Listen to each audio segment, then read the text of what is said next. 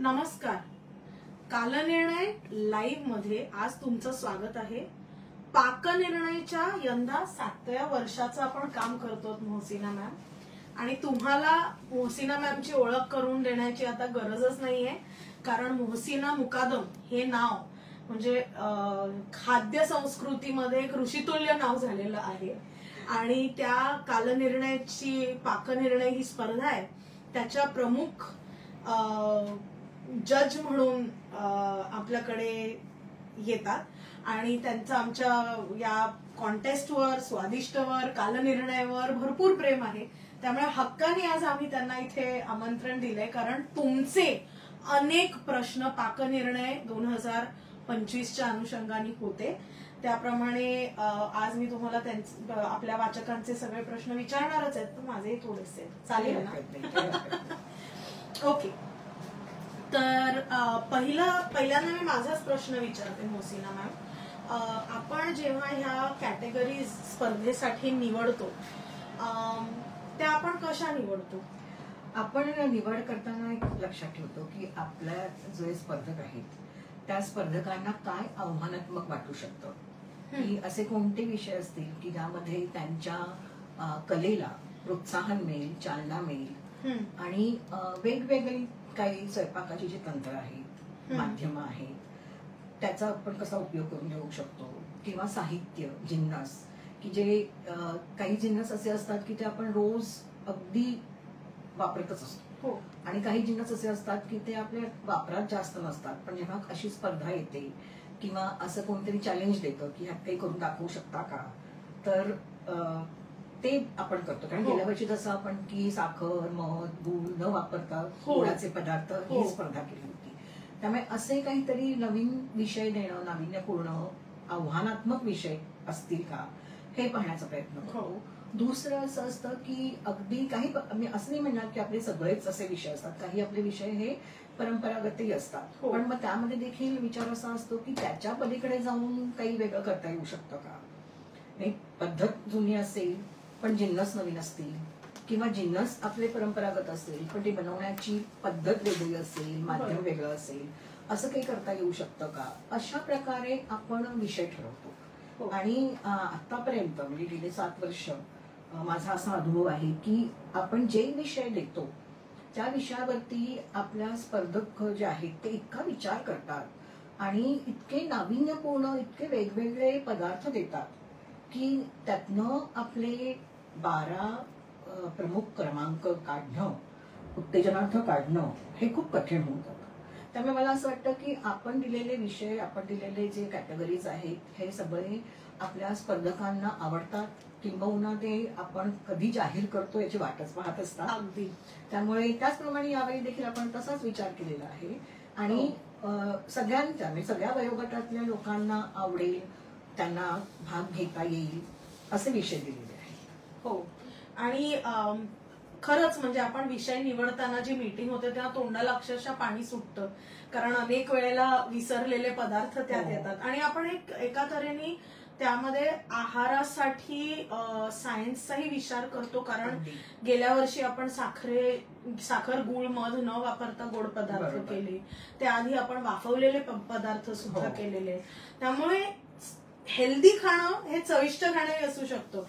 ही एक छोटीशी आपली फिलॉसॉफी आहे. असं आपण कोशिंबिरी दिलेल्या आहेत, आपण सलाड दिलेले आहेत, असं वेगवेगळे आपण वेगवेगळ्या प्रकारच्या चटण्या किंवा पालेभाज्यांचा पण एकदा आपण विषय दिलेला होता. त्यामुळे तेव्हा देखील आपल्याला असाच अनुभव आला की पालेभाज्या म्हणजे नुसत्या फोडणीत घातलेल्या भाज्या असं नाही, तर त्याच्यातून पण केवढे वेगवेगळे पदार्थ आपल्याला मिळालेले आहेत. त्यामुळे एका अर्थाने आपले विषय जे आहेत त्या विषयामुळे आपली खाद्य संस्कृती समृद्ध होत जाते.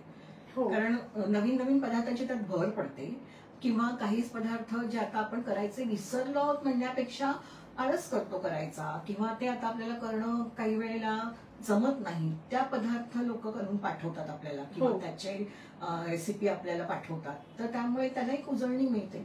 त्यामुळे आपण स्पर्धा घेत असताना फक्त एक स्पर्धा म्हणून याकडे बघत नसतो, तर खाद्य संस्कृतीचा एक दस्तऐवज तयार कसा केला जाईल, एक ठेवा कसा तयार केला जाईल, त्या दृष्टिकोनातून आपण विचार करत असतो. आणि मला वाटतं त्याच्यामध्ये आपण बऱ्यापैकी यशस्वी झालेलो आहोत.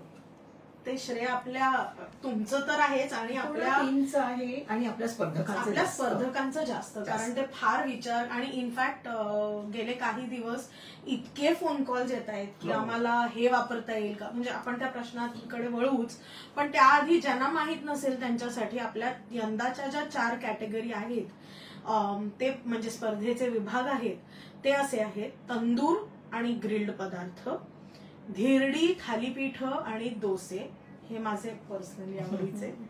तिसरा विभाग आहे केक, आणि चौथा नट्स आणि सीड्स वापरून बनवलेले पदार्थ म्हणजे बिया आणि तेलबिया. तर आता मी तुम्हाला एक प्रश्न असा विचारणार आहे की ह्या सगळ्या विभागांमध्ये जाण्याच्या आधी आपण जेव्हा आपल्याकडे एखादी पाककृती स्पर्धक पाठवतात ती पाहताना एक जज म्हणून तुमचा दृष्टिकोन कसा असतो, परीक्षक म्हणून तुमचा दृष्टिकोन कसा असतो? पहिला असा असतो की कुठल्या कॅटेगरीमध्ये ती पाठवलेली आहे आणि त्या कॅटेगरीचे निकष काय आहेत, त्या निकषावरती ती पाककृती उतरते का.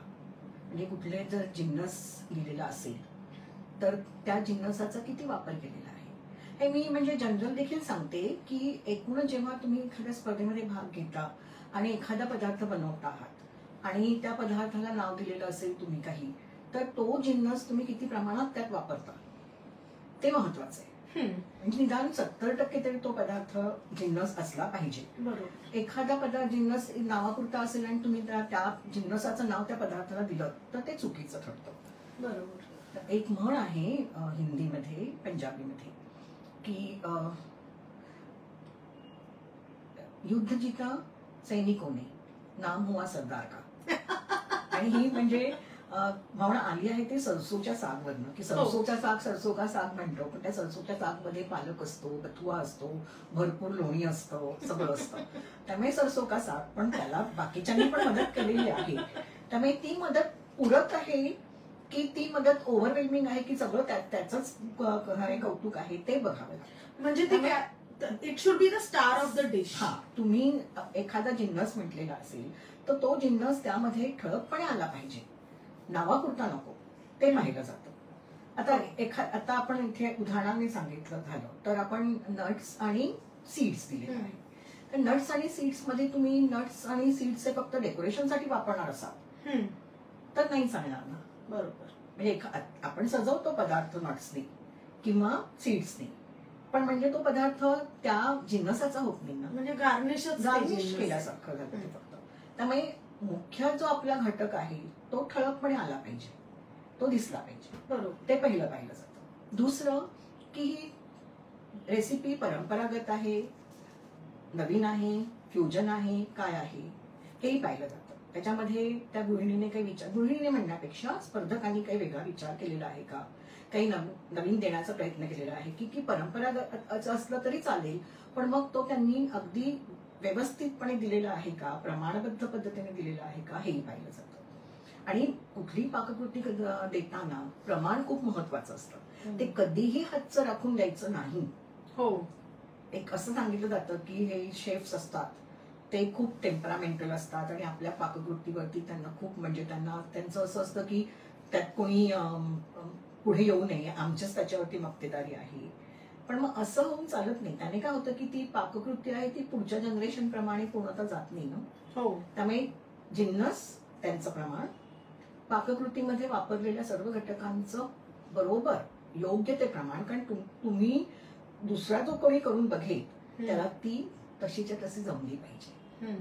काहीतरी महत्वाचं हातचं राखून ठेवलेलं चालत नाही. त्याच्यानंतर ती रेसिपी तुम्ही सांगता की त्या क्रमाने सांगितली पाहिजे की पहिलं काय करायचंय, नंतर काय करायचंय, हे सगळं व्यवस्थितपणे सांगितलं गेलं पाहिजे. त्यातली एखादी स्टेप जरी कळली, आता इतक्या वर्षाच्या अनुभवाने आम्हाला लक्षात येतं की अरे हे इथे काहीतरी विसरलं गेलं आहे.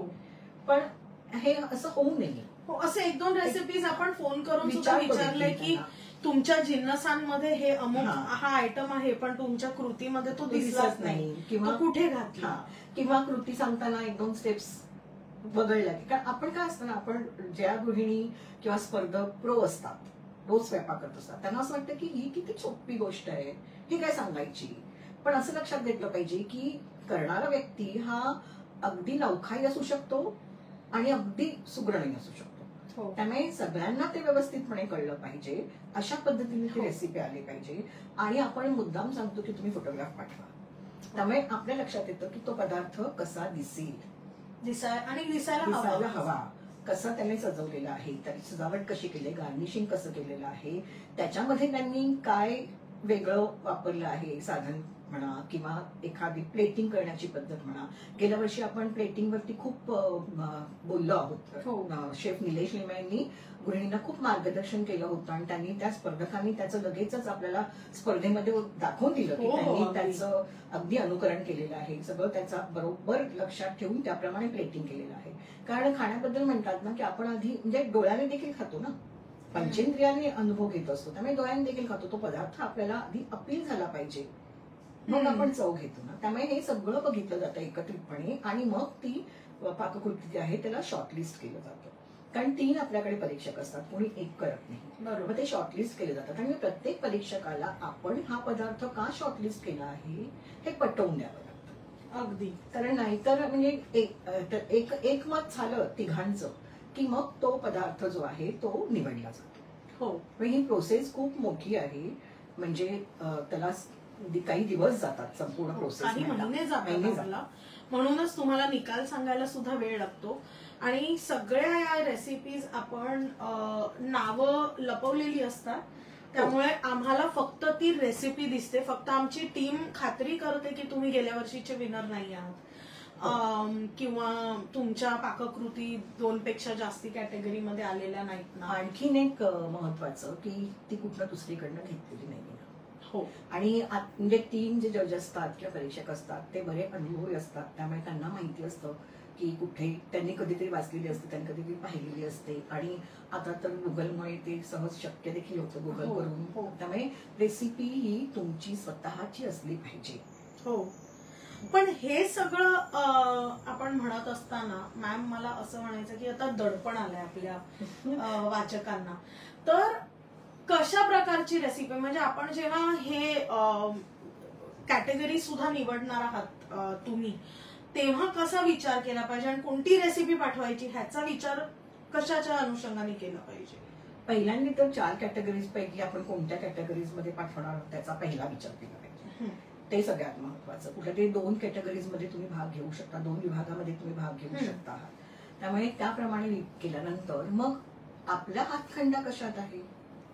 आता मी कधीच केक बनवलेला नसेल आणि मी जर केकची रेसिपी पाठवायचं ठरवलं तर मला आधी 10 वेळेला तो केक करून पाहावा लागेल आणि मग मी ती माझी हातखंडा रेसिपी म्हणून पाठवू शकते. त्यामुळे खूप महत्वाकांक्षी होण्याची काही आवश्यकता नाहीये. आणि जे पहिल्यांदा भाग घेत आहेत त्यांनी थोडंसं सबुरीने घ्यावं. जे स्पर्धक अगदी आज 7 वर्ष आमच्या बरोबर जे स्पर्धक आहेत ते याच्यामध्ये अगदी मोडलेले आहेत, ते सहजपणे करू शकतील. पण जे नव्याने घेणार असतील त्यांना मी असं म्हणेन की तुम्ही ज्या पटाईत आहात, तुमचा त्याच्यावरती मास्टरी आहे असा विषय आधी निवडा, असा विभाग निवडा. आणि मग त्याच्यामध्ये बघा, आता मी उदाहरण देते ते तंदुरीचं उदाहरण देते की तंदूर म्हटलं की आपल्या डोळ्यासमोर ते तंदुरी चिकन आणि शाकाहारी असाल तर तंदुरी पनीर. मग त्याच्या पलीकडे जाऊन विचार करा की कुठलं काय वापरू शकता तुम्ही या 2 गोष्टींच्या व्यतिरिक्त.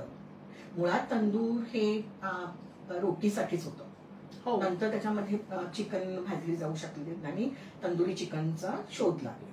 पण मग रोटी पण तुम्ही नेणार असाल तर ती प्लेन रोटी नाही ना चालणार, स्टफ असेल किंवा कुलचा असेल तेही चालू शकेल.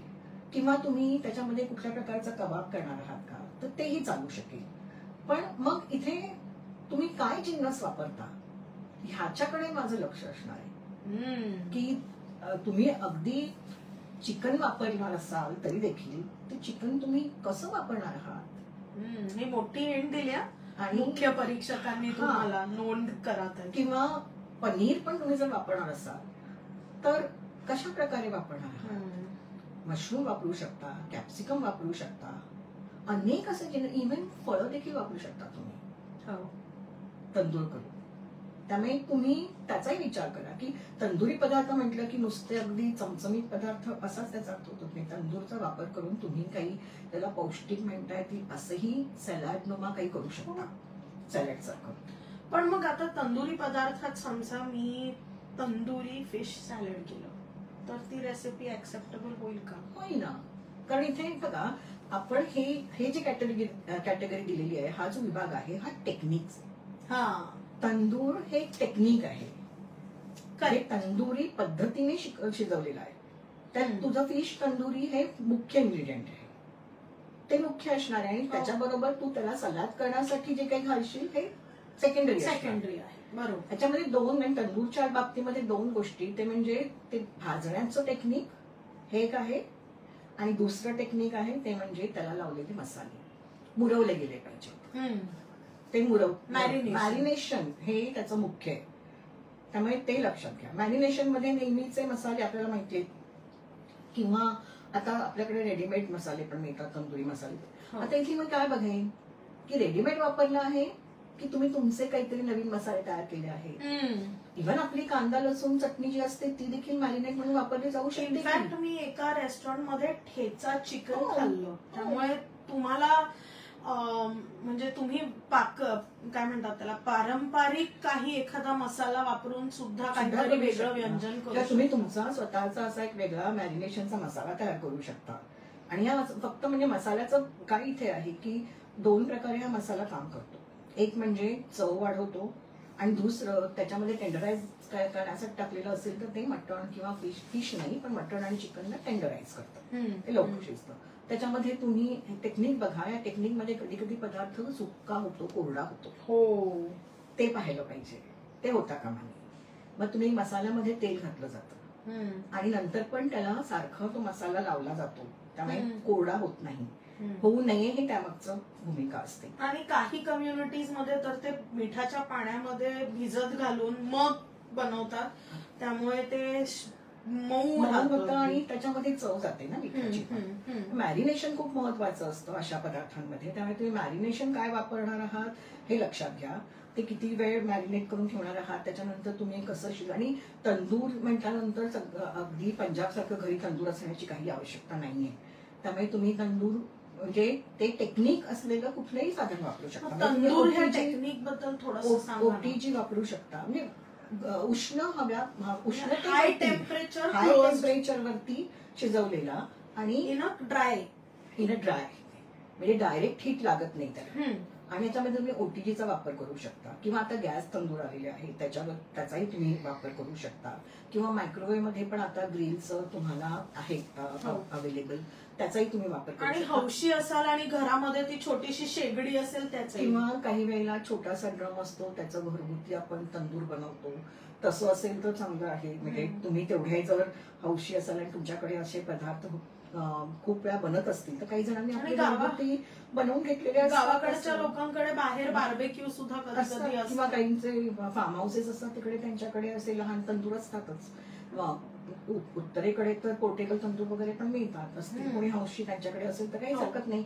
पण ज्यांच्याकडे नसेल त्यांनी ह्या कॅटेगरीमध्ये भाग घ्यायचा नाही असं नाही, तर ते दुसऱ्या पर्यायाचा वापर करू शकतात. आम्ही काही त्यांना बाद नाही करणार आहोत. त्या पर्यायाने देखील तुम्ही तंदुरी पदार्थ केले तरी ते चालू शकतात.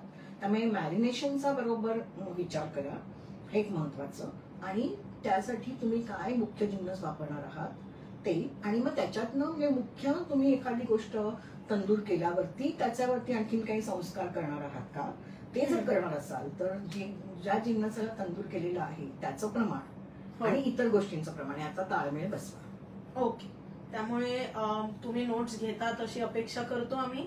आणि पुढच्या विभागाकडे आपण वळूया, धिरडी, थालीपीठ आणि डोसा. एकदा मला वाटतं सगळ्यांना खूप सोपा जाणारा विभाग आहे.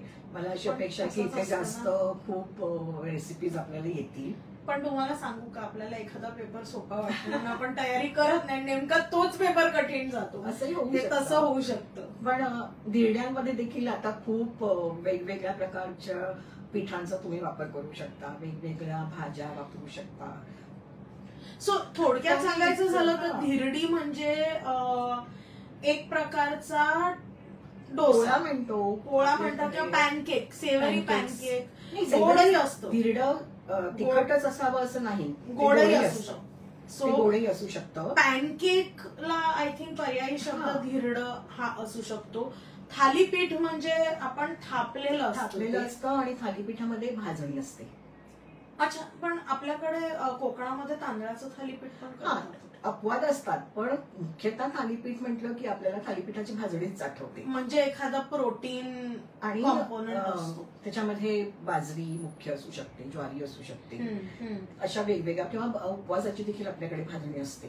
काही ठिकाणी वेगवेगळी धान्य, म्हणजे किती धान्य तुम्ही घेऊ शकता, 18 धान्य घेऊन करणारे असतात वगैरे. त्याप्रमाणे तुम्ही कुठली भाजणी घेऊ शकता. पुन्हा त्याच्यामध्ये तुम्ही काय साहित्य वापरता आहात, काय कोणत्या भाज्या वापरता आहात, नेहमीच्या मसाला काय वापरता आहात, आणि तुम्ही तुमच्या टिप्स देऊ शकता ना की तुमचं थालीपीठ खुसखुशीत कसं होतं, खमंग कसं होतं. पण इथे तुमच्या काही टिप्स असतील त्या पण तुम्ही आम्हाला द्यायच्या आहेत. हो, आणि डोसा म्हणजे तर अर्थातच डोशामध्ये तर आता इतके प्रकार निघालेले आहेत, मल्टीग्रेन, पालक, सगळं, किंवा स्टफिंग मध्ये पण. म्हणजे आपण आता भारताच्या सीमा तर त्याच्यासाठी ओलांडल्याच आहेत. त्यामुळे आपण अगदी चायनीज शेजवान डोसा तर सर्रास, शेजवान डोसा किंवा नूडल्स घालून किंवा सलाड्स घालून वगैरे असे वेगवेगळे डोसे केले जातात. त्यामुळे तुम्ही डोशामध्ये देखील प्रयोग करू शकता, वेगवेगळे प्रयोग करू शकता. आणि आता धिरडी आणि थालीपीठ थोडस काय म्हणतात तो ग्रे एरिया आहे की आम्हाला काही लोकांनी फोन करून प्रश्न विचारला की ही बेक्ड असू शकतात का. मला प्रश्न समजला नाही, कारण baked thalipeeth I don't know. Air fryer मध्ये घालायचं असेल असं त्यांना म्हणायचं असेल तर हरकत नाही प्रयोग करून बघायला. नाही, थालीपीठ आपण लावतो ना, त्यामुळे ते धिरडं थोडंसं कठीण होऊ शकतं. पण तुम्ही काहीतरी स्पेशल तुमची ट्रिक वापरून करणार असाल तर ती आमच्याबरोबर शेअर करा. म्हणजे नवीन म्हणजे असाही विचार केला जाऊ शकतो असं आम्ही इतरांनाही सांगू शकतो. आणि एअर फ्रायरचा वापर चालेल, पण तुमची रेसिपी जर सर्वसामान्यांनी सगळ्यांनी करायला हवी तर त्याला कुठल्याही एका अप्लायन्सचं बंधन नसतं. पर्याय द्या. म्हणजे तुम्ही जरी त्यात केलेलं असलं तरी हा पदार्थ इतर दुसऱ्या कुठल्या पर्यायाने कसा होऊ शकतो हे इतरांना माहिती असलं पाहिजे. म्हणजे असं नको व्हायला की तुमचा पदार्थ आवडला आहे पण कसा करायचा पुन्हा, त्याच्यासाठी एक मोठं यंत्र घ्यायची गरज लागू नये लोकांना. पण पुढच्या कॅटेगरीचंही तसंच आहे की म्हटलं तर सोपं वाटतं पण आहे कठीण. कारण केक सगळ्यांना आवडणारा विषय आहे. तो फक्त वाढदिवसालाच खाल्ला जात नाही. केकचे अनेक प्रकार असतात. टी केक्स असतात, मार्बल केक्स असतात, आईस्ड केक्स असतात, स्पंज केक्स असतात, निरनिराळे मिलेटचा वापर करून केले जाणारे केक असतात किंवा कप केक्स असतात, बटर क्रीम, त्याच्यात वेगवेगळे आयसिंग येतात. आता केक ह्या कॅटेगरी बद्दल थोडंसं सांगा. केक म्हणजे तुम्ही कुठल्याही प्रकारचं पीठ, त्याच्यामध्ये ते फुलण्यासाठी वापरलं जाणारं साहित्य, युजली अंड वापरलं जातं. पण जे अंड खात नाही ते दुसरा कुठलाही पर्याय वापरू शकतात. म्हणजे अंड विरहित देखील केक चांगले बनतात. पण अंड्याचा जरी तुम्ही टिपिकल पद्धतीने बनवलेला देखील केक पाठवू शकता किंवा तुम्ही वेगळ्याच जिन्नसांचा वापर करून केलेला केकही पाठवू शकता. मला आठवतंय माझ्याकडे पुस्तक आहे आणि त्या पुस्तकामध्ये त्या आजीबाईंनी केक्सच्या रेसिपी दिल्या. त्याच्यामध्ये सगळ्यांमध्ये त्यांनी उडदाचा वापर केला आहे. उडदाच्या डाळीचा वापर केला आहे केक फुलण्यासाठी. अनयुज्युअल पद्धतीने त्यांचं पुस्तक आहे, व्यवस्थित पुस्तक आहे. मी आज आणू शकले नाही तर दाखवलंच तुम्हाला. मोसिना मॅमच्या पुस्तकांचा जो खाद्य रिलेटेड पुस्तकांचा संग्रह हा एक वेगळा लाईफचा विषय आहे. मी अशी पुस्तकं शोधते, मला इतकं नाविन्यपूर्ण वाटलं की त्यांनी हा प्रयोग करून बघितला आणि एक नाही, दोन नाही, कित्येक रेसिपीज आहेत त्यांच्या केकच्या ह्या जिन्नसाचा वापर करून. म्हणजे त्यांनी स्वयंपाकघरामध्ये किती प्रयोग केले असतील याचा अंदाज येऊ शकतो गुगलच्या शिवाय. आणि पुन्हा केक करण्यासाठी तुमच्याकडे अव्हन असलाच पाहिजे असं नाही. तुम्ही कुकरमध्ये केक करू शकता, तुम्ही कढईमध्ये केक करू शकता. त्यामुळे अगदी तुमच्याकडे अव्हन नसला तरी देखील तुम्ही केक करू शकता.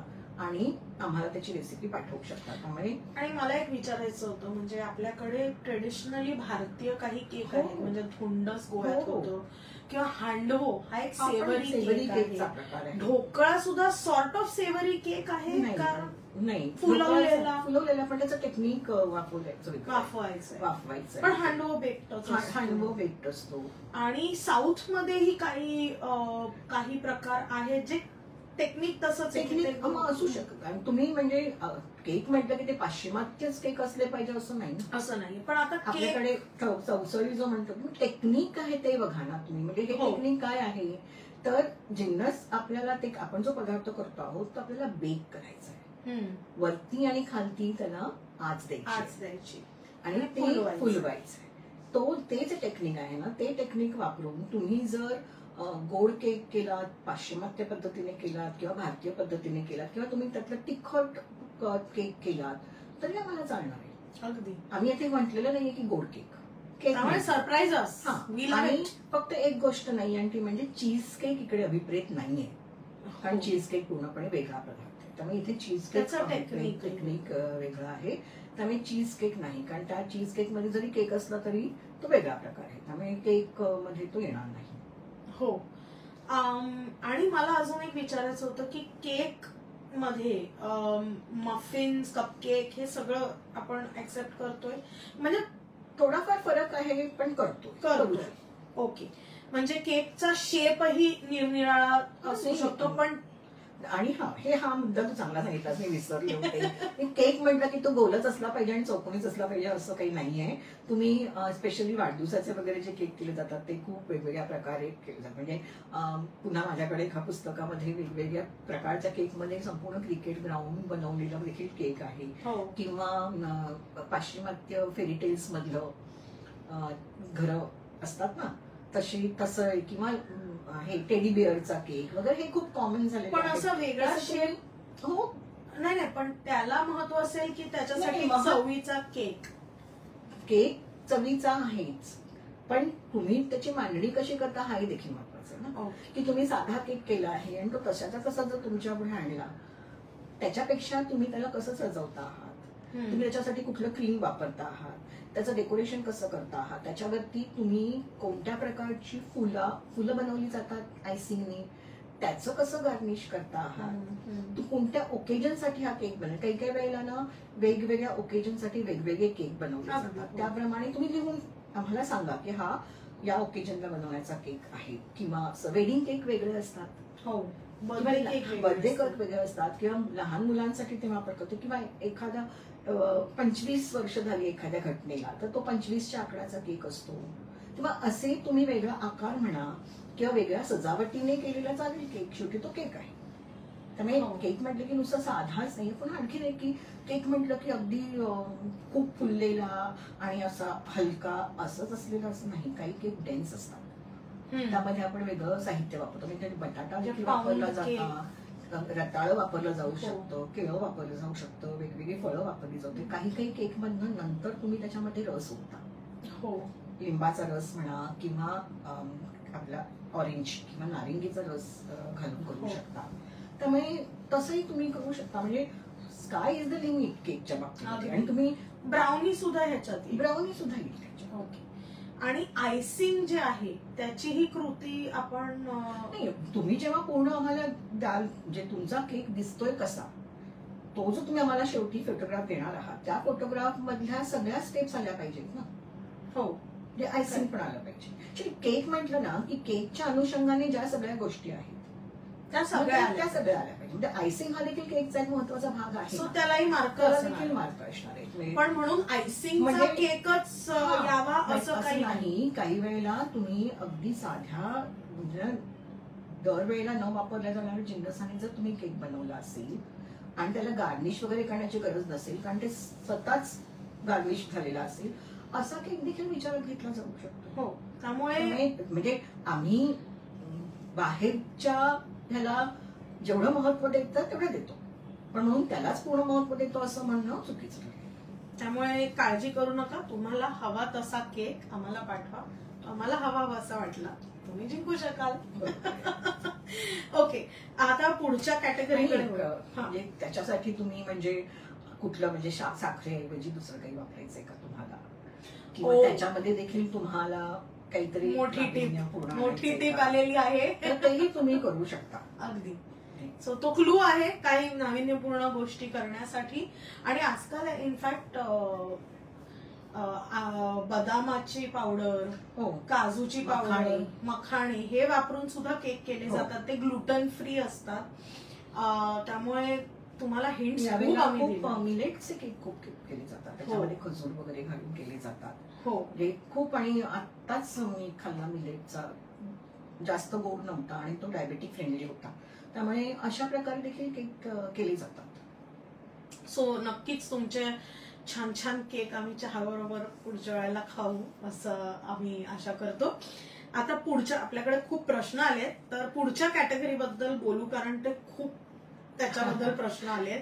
नट्स आणि सीड्स वापरून बनवलेले पदार्थ. आता सगळ्यात पहिल्यांदा मला ना एक सांगायचंय की आपल्याकडे ना ड्रायफ्रुट्स आणि नट्स मध्ये गल्लत होते.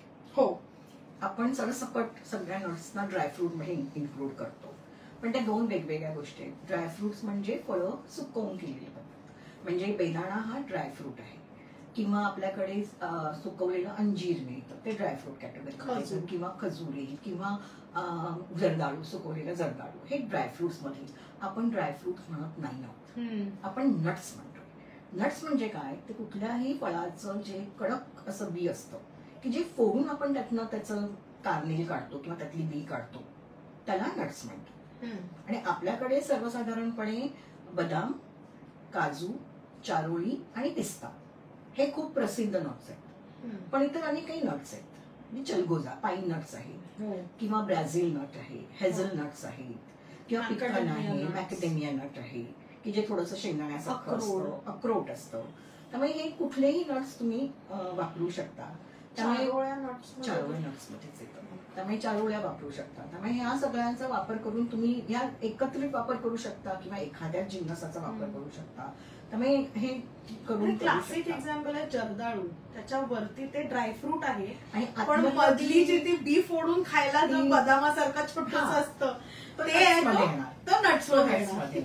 तुम्हाला वाटलं मी गंमत करते ना? नाही, मला नाही म्हणजे लक्षात आलं माझ्या तुला काय म्हणायचं. कारण मला जर्दाळूचं बाहेरचं इतकं नाही आवडत जितकं तो. आणि ते फोडून खाण्यात पण एक मजा असते, बराच टाइमपास होऊ शकतो. आणि ते फोडताना ते नेमकं असं फोडणं की तो, नाहीतर जर ते शेल बरोबर तो नट पण क्रश झाला तर तो खाण्याला खाता येत. त्यामुळे ते तो एक लहानपणचा आनंदाचा भाग असतो. ते लहानपणी अक्रोड करताना आपण दाराच्या याच्यामध्ये फटीमध्ये ते ठेवून ते दार बंद करून आपण अक्रोड फोडून खायचो. आणि अक्रोड बुद्धीला चांगलं, कारण ते मेंदू सारखं दिसतं वगैरे असं. खरोखरच सगळी नट्स हे चांगलीच आहेत खाण्याच्यासाठी, त्यामुळे पौष्टिक आहेत. आम्ही आजीचा आणखीता घेऊन प्रयत्न करायचो, मग तो उडायचा अक्रोड दुसरीकडे. आता तर सोडलेले मिळतातच सगळे नट्स, आता सगळंच सोपं झालं. त्यामुळे तुम्हाला फक्त ते नट घेऊन काहीतरी छान आमच्यासाठी करायचंय.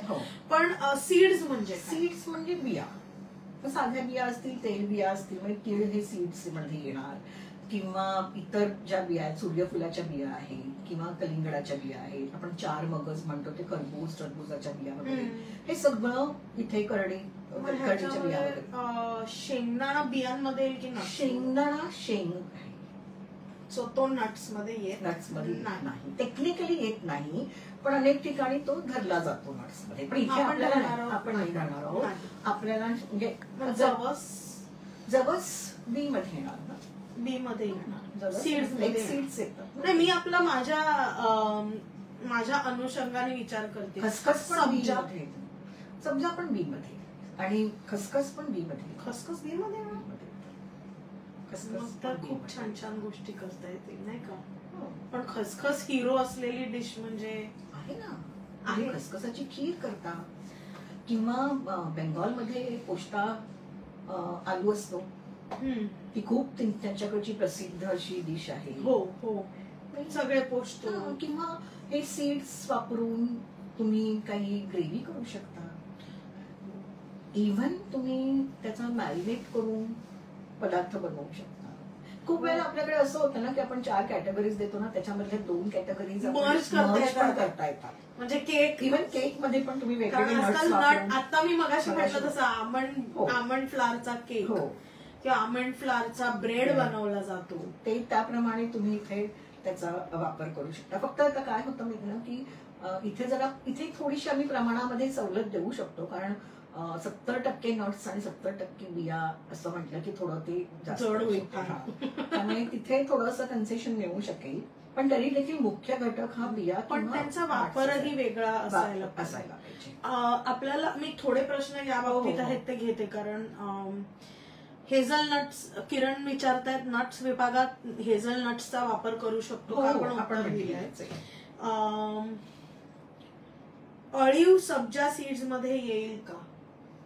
अळीव सीड्स मध्ये अळीव आणि सब्जा दोन्ही येतील.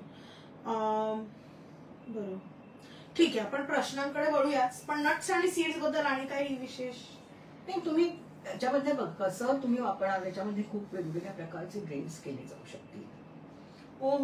आणि सीड्सचा वापर करून वेगवेगळ्या प्रकारच्या चटण्या किंवा मगाशी सांगितल्याप्रमाणे त्यांचा मॅरिनेट करून तुम्ही वापर करू शकता.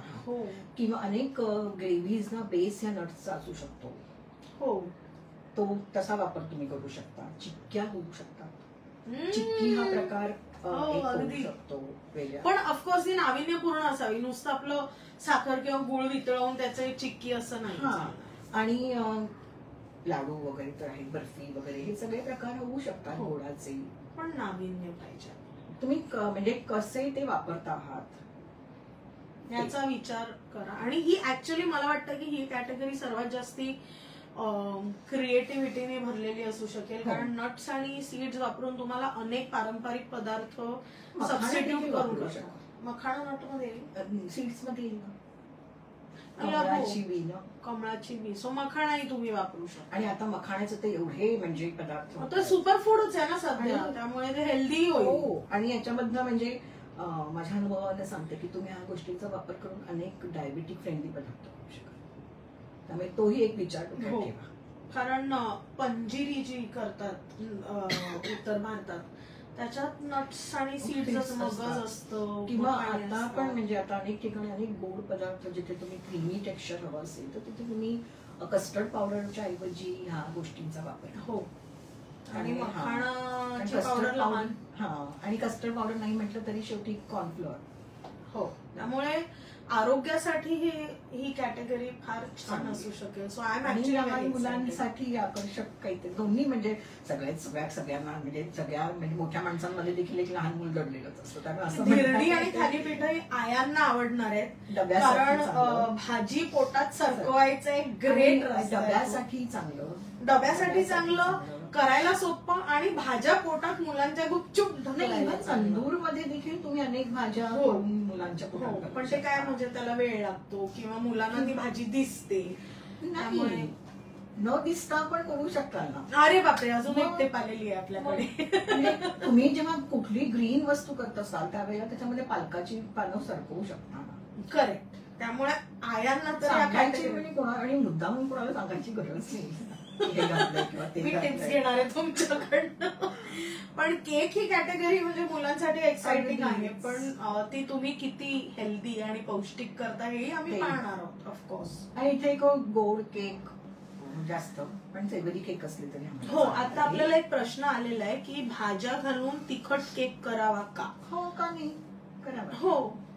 आणि म्हटलंच ना आपण केकचा प्रकार, हम किसी भी टाइप का केक खाते.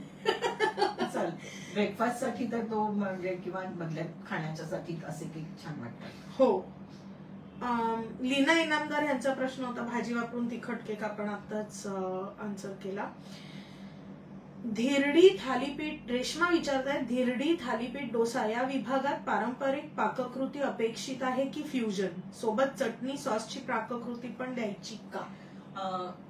फ्युजनही चालेल. मग आम्ही सुरुवातीलाच म्हटलं की तुम्ही काय कल्पनाशक्ती लावता त्याच्यावरती. म्हणजे धिरडं हा पारंपरिक असेल, पण धिरड्यासाठी तुम्ही वापरणारं साहित्य जर नाविन्यपूर्ण असेल की नेहमीच्या पेक्षा वेगळं, तर ते वेगळं होऊ शकतं. म्हणजे तुम्ही जर भाज्यांमध्ये ब्रोकोली घालणार असाल किंवा नेहमीच्या पिठांपेक्षा दुसरं कुठलं तरी वेगळं पीठ वापरणार असाल तर ते वेगळं होऊ शकतं ना. हो. त्यामुळे ते वेगळं. आणि चटणी आणि सॉस बद्दल म्हटलं तर तुम्ही जर टिपिकल चटणी आणि टिपिकल सॉस दिला तर त्याची रेसिपी नाही दिली तरी चालेल, पण तुम्ही काहीतरी वेगळी चटणी केलेली आहे अनयुज्युअल, आणि किंवा ते तुम्ही काहीतरी combination- सॉस काहीतरी वेगळा केलेला आहे तर त्याची तुम्ही रेसिपी द्या. म्हणजे मग म्हणजे तुम्ही कसा विचार केलेला आहे या पाककृतीचा पूर्णपणे तोही आमच्या लक्षात येईल. आणि त्या धिरड्याबरोबर किंवा थालीपीठाबरोबर ती कशी मॅच होते आहे, ती कशी जाती आहे हेही आमच्या लक्षात येईल. हो. कारण शेवटी ना कसं असतं ना की एखादा पदार्थ जेव्हा येतो त्याच्याबरोबर काय खाल्लं जातं तेही तेवढंच महत्वाचं असतं. हो. म्हणजे इव्हन तंदुरी म्हटलं तर तंदुरी बरोबर पण तुम्ही चटणी देता, ती नेहमीची पुदिन्याची चटणी असू शकते, किंवा तुम्ही जे मॅरिनेट केलेलं आहे त्या मॅरिनेटलाच तुम्ही सॉस म्हणून पण सर्व करू शकता. तेही तसाही तुम्ही विचार करू शकता. हो. त्यामुळे तसं केलं तरी हरकत नाही. पण जर नेहमीचा साधाच टोमॅटोचा सॉस असेल तर त्याची रेसिपी नाही दिली तरी चालेल. हो, पण काहीतरी नाविन्यपूर्ण असेल तर नक्की द्यावी. पूर्वा विस्पुते विचारतायत, सीड मध्ये पीठ वापरून रेसिपी करता येईल का? सीडचं पीठ करून वापरतात. म्हणजे आपण फणसाच्या ज्या आठल्या असतात त्याचं पीठ उपवासाला करतोच की आणि खातो ना. म्हणजे त्याचं थालीपीठही केलं जाऊ शकतं, त्याची धिरडी केली जाऊ शकते. त्यामुळे हे मगाशी म्हटल्याप्रमाणे की दोन कॅटेगरीज कधी कधी ओव्हरलॅप होतात. पण सेम रेसिपी नका पाठव, परीक्षक सेमच आहेत सगळ्या कॅटेगरीचे. त्यामुळे तुम्ही त्याचं पीठ करून त्याच्यापासून काही पदार्थ बनवला तरी चालू शकतो. हो. जयश्री भावलकर या विचारतायत, तंदुरी पदार्थ म्हणजे त्यात मॅरिनेटेड पदार्थ हवेच ना. मॅरिनेट केल्याशिवाय त्या पदार्थाला म्हणजे तंदुरी पदार्थाला चव युजली. त्यामुळे मॅरिनेशन म्हणजे त्यांना नक्की काय म्हणायचंय, त्यांच्या डोक्यात काही वेगळं. जयश्रीताई, तुमच्या प्रश्नाचं थोडासा आम्हाला खुलासा करा, तोपर्यंत मी काही प्रश्न घेते, मी परत या प्रश्नावर येईन. तृप्ती देव या विचारतात, गुळ साखरला नाही, हे मागच्या वर्षीची कॅटेगरी होती तृप्तीची, सॉरी. पण तुम्ही म्हणजे तसा काहीतरी वेगळा विचार केला तरी हरकत नाहीये. हा, केला तरी चालेल. म्हणजे मागच्या वर्षी ती पूर्णपणे कॅटेगरी होती, पण या वर्षी ती कॅटेगरी नाहीये. पण तसा विचार करून तुम्ही जर पदार्थ बनवलात तर ह्या चारही कॅटेगरीमध्ये कुठेही तुम्हाला तो बसवता येत असेल तर तुम्ही बसवू शकता. हो. आणि गेल्या वर्षी बऱ्याच लोकांनी उसाचा रस वगैरे वापरला होता, खजूर, अंजीर, त्यामुळे ऑप्शन्स बरेच आहेत. हो. पण यावर्षी ती कॅटेगरी नाहीये. अजून एक प्रश्न आलाय, स्पर्धेसाठी पाककृती बनवताना कोणती काळजी घ्यावी? आपण हे सांगितलंय. नाही, बनवताना कोणती काळजी घ्यावी म्हणजे तुम्ही पहिल्यांदा काय निवडतात विषय, त्याचं साहित्य काय आहे, जिन्नस कोणते कोणते आहेत, ते प्रमाण मी मगाशी सांगितल्याप्रमाणे त्याचं योग्य प्रमाण. हो. आणि मग स्टेप वाईज तुम्ही जशी केली ती पाककृती तशी ती स्टेप वाईज लिहून पाठवायची. आणि मग त्याचं जर तुम्ही फोटोग्राफ काढा, त्याचं व्यवस्थितपणे प्लेटिंग करून त्याला गार्निश करून, त्याच्यासाठी आता कॅमेरेज आपले एवढे चांगले चांगले आलेले आहेत की दुसरं काही करण्याचा प्रयत्न लागत नाही, पण लाइटिंग नमकं तुमकं हे सगळं बघून तुम्ही ते करा. ही म्हणजे तो. दुसरी गोष्ट अशी आहे की काही वेळेला ना आपण कल्पना करतो की हा मी पदार्थ असा असा करेन, पण ऍक्च्युली करताना त्याच्यामध्ये काही प्रॉब्लेम येऊ शकतात. आता हे नट्स आणि सीड्स मध्ये कदाचित येण्याची शक्यता आहे, कारण एक्सपेरिमेंट करत असतात. मग अशा वेळेला तुम्हाला तो पदार्थ 2-3दा करून बघावा लागेल. तर मी असं सुचवेन की तुम्ही जर एखादा पदार्थ करणार आहात आणि त्याची तुम्हाला एक कल्पना आहे की ढोबळ कल्पना आहे की मी ना हे असं असं करणार आहे, तर पहिल्यांदा जरी तो फसला तरी लगेच तो पदार्थ डिस्कार्ड करून आता नाही मी हा करणार, आता मी दुसरा काहीतरी बघते किंवा माझ्या नेहमी मी करते तोच करते असं नका करू. त्याच्यामध्ये काय चुकलं आहे त्याचा अंदाज घ्या आणि मग पुन्हा तो करून बघा. म्हणजे हे 1-2दा कदाचित काहींना करावं लागेल, स्पेशली नट्स आणि सीडच्या कॅटेगरीमध्ये. बाकीचे कसे ना नेहमी केले जाणारे पदार्थ आहेत, त्यामुळे ट्राय नाही एवढं, पण इथे कदाचित होऊ शकतं. तर मला वाटतं की काहीतरी नवीन करणार असाल तर 1-2दा प्रयत्न करा, चुकला तरी हरकत नाही. आणि मग तुमची जी परफेक्ट रेसिपी होईल ती आम्हाला पाठवा. आणि मग तुम्हाला जो अनुभव आला आहे ती टिप म्हणून पाठवा ना. हो. आणि आपण म्हणतोच की प्रत्येक रेसिपीच्या बरोबर तुम्ही आम्हाला 1-2 टिप्स द्या. हो. तुमच्या त्या स्वतःच्या असतील तो त्या पदार्थाच्या अनुषंगाने असतील तर जास्त चांगलं. पण नसतील तर जनरल टिप्स दिल्यात तरी आम्हाला काही हरकत नाही. आम्हाला मजाही येते, हो. आम्हालाही शिकायला मिळतं. आम्हालाही शिकायला मिळतं. आणि स्वप्नाली विचारतायत, नट्स आणि सीड्स विभागामध्ये मांसाहारी पदार्थ करू शकतो का? करू शकाल, स्काय इज द लिमिट. हो, पण मगाशी सांगितल्याप्रमाणे प्रमाणाचं लक्षात ठेवा. हो, की म्हणजे नुसतं काय म्हणतात त्याला, बिर्याणी केली आणि वरती बदाम घातले किंवा काजू घातले तर नाही चालणार, ते नाही चालायचं. तुम्ही पहा काय करायचंय ते. आता अजून सांगितलं तर आपण करूनच दिल्यासारखं झालंय. आणि म्हणजे खूप आता मला इथे बसल्या बसल्या डोक्यात अनेक गोष्टी आल्या की काय काय करू शकतो आपण. हो, म्हणजे प्रमाण लक्षात ठेवूनही. हो, त्यामुळे पण प्लीज मोहसिना मॅमना कॉन्टॅक्ट करू नका. नाही, म्हणजे मला हे अगदी आवर्जून सांगायचं, असं कोणीही आपलं स्पर्धक कॉन्टॅक्ट करत नाही. मी आपली गंमत केली. तू गंमत केलीस, पण मला हे क्लिअरही करायचं होतं इतरांसाठी की कोणीही कॉन्टॅक्ट करत नाही. दुसरी गोष्ट अशी आहे की आम्ही कुठल्याही प्रकारे पार्शालिटी करत नाही. मला सांगितल्याप्रमाणे आम्हाला स्पर्धकांची नावच माहिती नसतात, त्यामुळे आम्हाला ती कृती समोर असते आमच्या. त्यामुळे काही वेळेला असंही होतं की दोन्ही प्रकारांमध्ये दिलेल्या दोन्ही मध्ये नंबर लागतो आणि तो मात्र आमच्या पुढे जरा पेच निर्माण होतो की त्यातला कुठला, कारण एकाच व्यक्तीला दोन्ही कॅटेगरीमध्ये पारितोषिक देणं हे इतरांवरती अन्याय होऊ शकतो ना. त्यामुळे ते आहे. आणि आणखीन मला एक गोष्ट अगदी आवर्जून सांगावीशी वाटते की गेल्या काही वर्षांमध्ये बघते की आपल्याकडे पुरुष स्पर्धकांची संख्या वाढतीये. दुसरी गोष्ट अशी की अख्खं कुटुंब स्पर्धेत भाग घेतं. म्हणजे आई, वडील, मुलगा, मुलगी, सगळी जण, सून, जावई, सगळी जण भाग घेतात.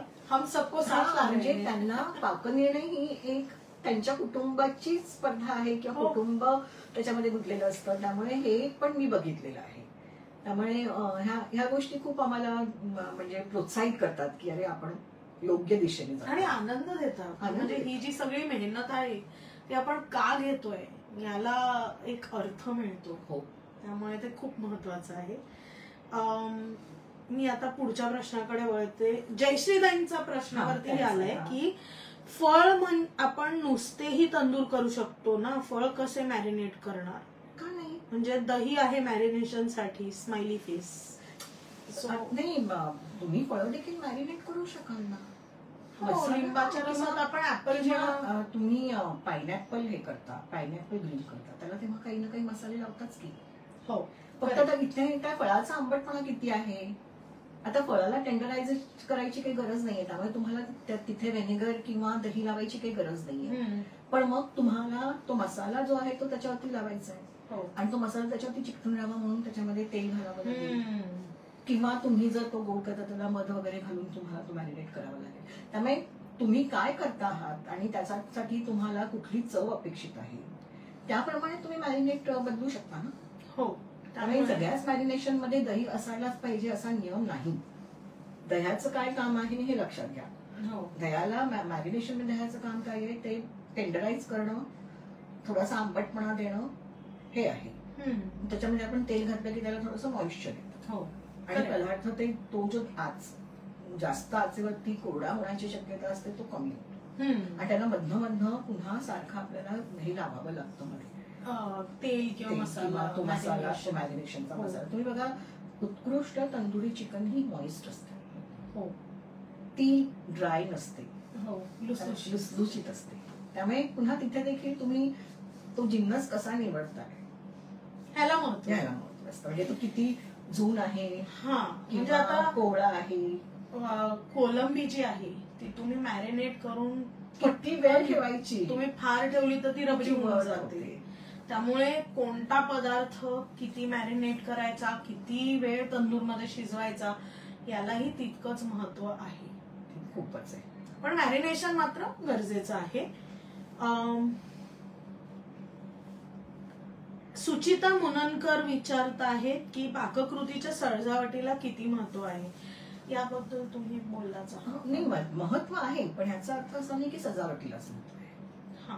योग्य ती सजावट, गार्निश असलं पाहिजे. म्हणजे रुमाली रोटीचा हौस जरी केला असेल किंवा तुम्ही त्याच्यावरती काय म्हणजे गार्निश करताना पण काही काही वेळेला मी एके ठिकाणी असं बघितलं होतं की इतकं गार्निश केलं की मुख्य पदार्थ पूर्णपणे झाकून गेला. असंही होऊ नये. त्यामुळे गार्निश करताना तारतम्य वापरणं आवश्यक आहे.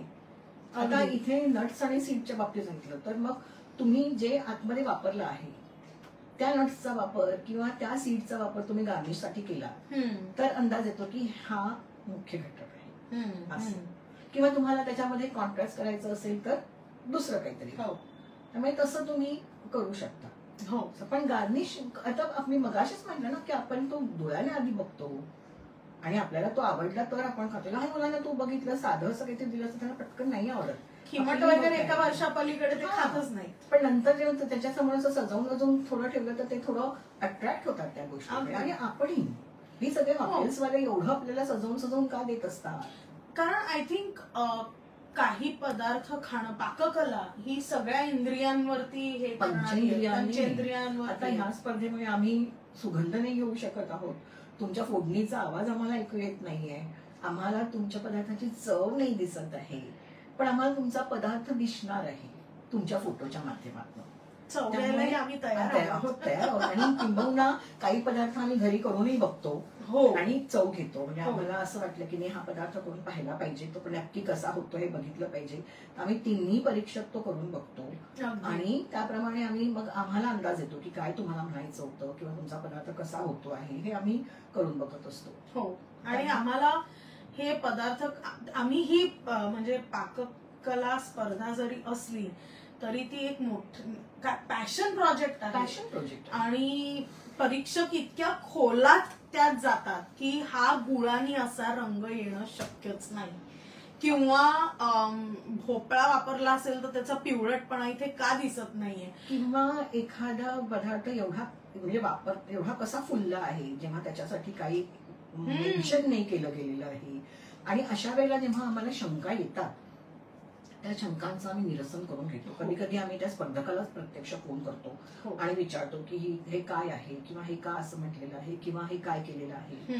त्यामुळे आम्ही त्यांच्याकडनं निरसन करून घेत असतो. आणि कोणी गुगलवरनं फोटो घेतले तर आम्हाला ते कळतात की ते कुठनं घेतलेलं आहे. त्यामुळे तुमचं तुम्ही छान पदार्थ करा, त्याची छान मांडणी करा, गार्निश करा, छान फोटो काढा आणि आमच्याकडे पाठवा. आणि मोहसिना मॅम या इतिहासाच्या प्राध्यापिका आहेत त्यामुळे त्यांच्या नजरेपासून काही लपत नाही. मला खूप आवडतं खाण्याबद्दल बोलायला, वाचायला. आणि ह्या सगळ्या गृहिणींमध्ये बद्दल माझ्या मनामध्ये अतिशय आदर आहे. कारण त्या त्यांच्या संपूर्ण सगळ्या जबाबदाऱ्या पार पाडून आपल्या स्पर्धेमध्ये हौसेने भाग घेतात आणि काहीतरी वेगळा पदार्थ आपल्याला देण्याचा प्रयत्न करतात. त्यामुळे मला त्यांच्याबद्दल अतिशय आदर आहे. आणि अशाच पद्धतीने त्यांनी आपली स्पर्धा पुढे न्यावी. पिढ्याने पुढे. म्हणजे आता मी मगाशी म्हटल्याप्रमाणे की आई वडिलांनंतर तर मुलगा आणि सूनही भाग घेत आहे. अगदी. त्यामुळे हे फारच गमतीशीर आहे आणि आम्हाला खूप आनंद होतोय पाहून. म्हणजे आपण बोललो हे ऑलरेडी पण ते जेवढं बोलावं तेवढं कमी. आणि दुसरी गोष्ट की ही 8 वर्ष आता सलग झाली. पण त्याच्या आधी देखील 2-3 वर्ष आपण ही स्पर्धा घेतली होती. म्हणजे तुझे आजोबा असताना त्यावेळेला दुर्गाबाई आणि इंद्रायणी सावकार, वसुमती धुरू यासारखे परीक्षक वगैरे असायचे. तेव्हा देखील मी परीक्षक होते. म्हणजे ज्याला जवळजवळ 30 वर्ष होत आली तेव्हा देखील परीक्षक होते. आणि त्यावेळेची जी 2 पुस्तकं तुम्ही काढलेली आहात ती दोन्ही पुस्तकं म्हणजे एक पाककलेचा एक समृद्ध हे वारसा आहे. तो पण म्हणजे आत्ताही आपण पुस्तक काढलेलं आहे कालवेळेमधल्या परीक्षा निवडक पाककृती. त्याच्यामध्ये देखील आपल्या महाराष्ट्राची बदलती खाद्य संस्कृती दिसून येते. लोक कसं बदलत गेले, त्यांचं खाणं पिणं कसं बदलत गेलेलं आहे हे दिसून येतं. ते खूप महत्वाचं काम तुम्ही केलंय. नाही तुम्ही करून घेतलं हे खूप महत्वाचं. नाही. आणि अशीच तुमच्या रेसिपीज आम्ही वाट पाहतोय. अजून एक पूर्ण ब्रह्म रसोई विचारतायत यावेळेच्या कॅटेगरी कोणत्या? Very good. मी पुन्हा एकदा सांगते. स्पर्धेचे विभाग आहेत. पाकनिर्णय स्पर्धा 2025च्या स्पर्धेचे विभाग आहेत. तंदूर किंवा ग्रिल्ड पदार्थ, धिरडी थालीपीठ किंवा डोसा, केक आणि नट्स आणि सीड्स वापरून बनवलेले पदार्थ. एक मुद्दा राहिला आहे तंदूर आणि ग्रिलच्या संदर्भातला. आणि तो म्हणजे की जेव्हा आपण ग्रिल म्हणतो असलं तरी त्यावेळेला ग्रिल सँडविच हा प्रकार इथे अभिप्रेत नाही, कारण आम्ही एकदा संपूर्णपणे सँडविच ही कॅटेगरी दिलेली आहे. त्यामुळे इथे सँडविच, ग्रिल सँडविच हे अपेक्षित नाहीये. तर तंदूर किंवा ग्रिल केलेले बाकीचे पदार्थ हो हे अपेक्षित आहे. हो ऍब्सोल्युटली. खूप बरं झालं तुम्ही हे म्हणालात. अजून काही प्रश्न आहेत का एकदा बघते मी. जयश्री भावलकर ताई यांचा अजून एक प्रश्न आहे, डोसा म्हणजे तांदूळ उडीद जरुरी आहे का? मी फार प्रश्न विचारते, विचारा यासाठीच तर आम्ही आहोत. तुम्ही विचारत आहात हेच आम्हाला म्हणजे आम्हाला देखील काय उत्तर द्यायची आहे, त्या लोकांच्या मनात काय शंका येऊ शकतात हे कळतं. असं जरुरी नाहीये की तांदूळ आणि उडीदचाच डोसा असू शकतो. रव्याचा डोसा होतो, नाचणीचा डोसा येतो, ज्वारीचा होतो, बाजरीचा होतो, कित्येक विविध पिठांचे तुम्ही डोसे करू शकता. म्हणजे आणि याच्यामध्ये काही फर्मेंटेड डोसे असू शकतात, काही इन्स्टंट डोसे देखील असू शकतात. मुगाचे करतात, मुगाच्या डाळीचे करतात, मुगाचे करू शकता तुम्ही. त्यामुळे तसं तुम्ही म्हणजे तांदूळ आणि असलंच पाहिजे असं बंधन नाही. आणि डाळीचेही होतात. आणि फक्त की धिरड्यांमध्ये काय असतं ना की धिरड्यांमध्ये आपण इतर सगळे माल मसाले घालतो आणि मग धिरडं घालतो. आणि डोस्यांमध्ये काय असतं साधारणतः की डोस्यांमध्ये आपण आतमध्ये काही घालत नाही. डोसा हा पिठांचा फर्मेंटेड तसं करतो आणि मग त्याच्यामध्ये सारण घालतो किंवा मग त्याच्यावरती कुठल्याही भाज्या किंवा आणखी चटण्या वगैरे म्हणजे मैसूर मसाला वगैरे करतो त्यावेळेला वेगळी चटणी लावतो, तसं केलं जातं. त्यामुळे हे थोडंस लक्षात ठेवा. फारच उत्तम प्रश्न आलेत नाही का यावेळेला. मारुती म्हणतायत माय फेवरेट पेज, थँक्यू. यासाठीच आम्ही इतकी मेहनत करतो. आय थिंक आपण बरेचसे सगळे प्रश्न कव्हर केले. तुमचे इतर काही प्रश्न असतील तर आम्हाला जरूर पाठवा. आमच्या फेसबुक किंवा इंस्टाग्राम पेजवरती प्रश्न पाठवा किंवा आम्हाला ईमेल करा. खाली डिस्क्रिप्शन मध्ये ईमेल आयडी तुम्हाला देण्यात येईलच, किंवा तुम्ही आम्हाला फोन करू शकता आणि तुमच्या प्रश्नांची शक्य तितके क्लिअर उत्तरं द्यायचा आम्ही प्रयत्न करतो.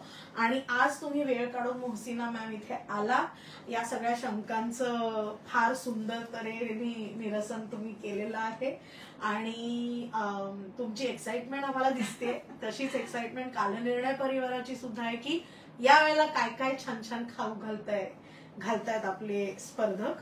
तर असेच आमच्या पेजवरती अपडेटसाठी थांबून राहा. अजून एक लाईव्ह शक्य झाल्यास आपण करू, पण विसरू नका May 15 डेडलाईन आहे. त्यामुळे आत्ताच तयारीला लागा, करून बघा 2-3 वेळा आणि आम्हाला लवकर लवकर ती पाककृती पाठवा. आम्ही वाट पाहतोय. Thank you ma'am. थँक्यू.